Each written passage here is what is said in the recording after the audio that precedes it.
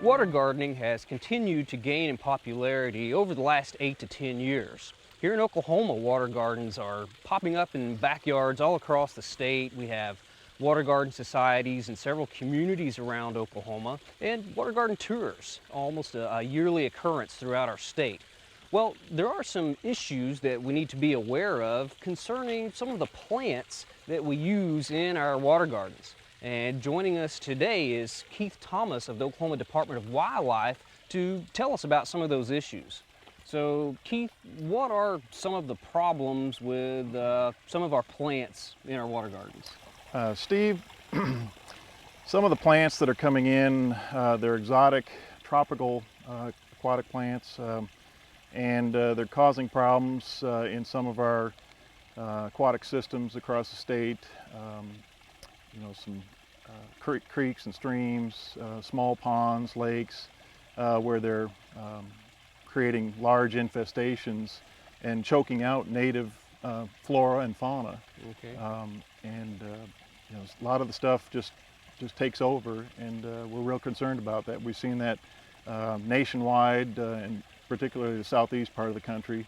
And we're trying to get the word out to people that we need to be careful with the stuff. Okay, so these plants are sort of out competing our native plants. Exactly. Okay, right. Causing some problems. They're very aggressive, yeah, very tough growing. I mean, they're very hardy. Okay, well, a lot of these plants are tropical plants, and I know a lot of people here in Oklahoma would say, you know, our winters get so cold, how can a tropical plant do any damage in our waterways?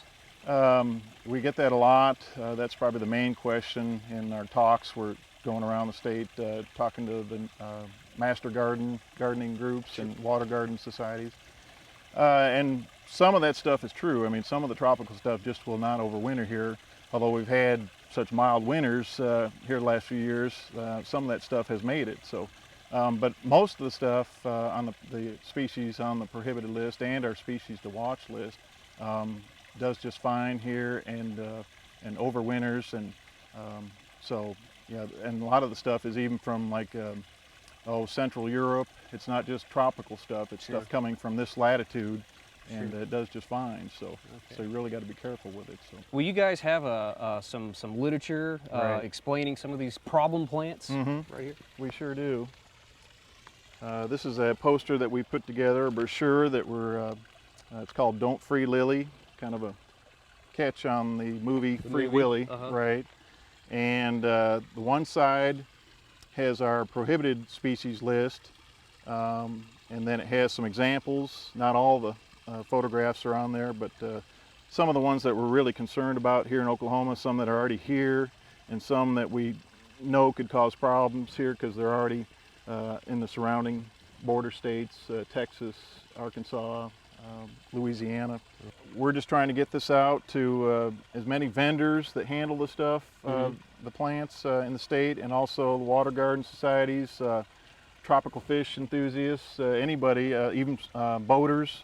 There's some of the stuff that can be like the hydrilla that can be transported by boat trailers and boats, boat props and motors, things like that. So we're just trying to get the word out to everybody. Okay. And so we're trying to distribute this poster all around the state. We've had it out for a couple of years now, and we're just wanting to let people know that there are lists for Oklahoma, and they have to be careful with what they have. Okay. The other side is our species to watch list, which means they are not prohibited, but they're ones that we're concerned about. They could cause problems given certain conditions. I recognize a lot of those on there. Yeah, and I see some in our very own gardens, like the sweet flag, Iris pseudochorus. Right. Yep. The wild taro.